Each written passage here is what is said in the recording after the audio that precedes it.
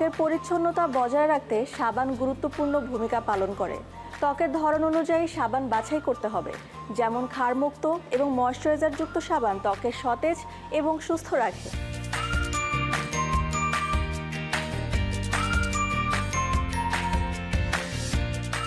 যেহেতু একজন মানুষের ত্বক এক এক রকম হয়, কারো সূক্ষ্ম খুবই শুষ্ক, কারো হয়তো খুবই অয়েলি অ্যাকনে প্রোন, আবার কারো হয়তো কম্বিনেশন। সেক্ষেত্রে আপনার সাবানটাও ওভাবে বুঝে শুনে চুজ করতে হবে। যেমন স্যাফরন গোট মিল্ক সোপ, এটা কম্বিনেশন টু ড্রাই স্কিনের জন্য ওয়ান্ডারফুলি কাজ করে। এটা আমাদের স্কিনের ময়েশ্চারটা ধরে রাখতে সাহায্য করে।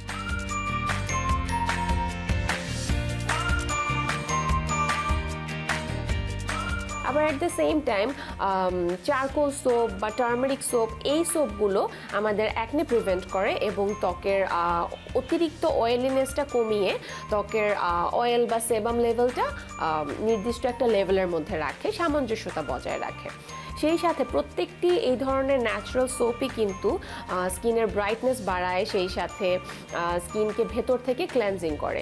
কিন্তু আপনার স্কিনের টাইপ অনুযায়ী আপনার সেই সাবানটি চুজ করতে হবে।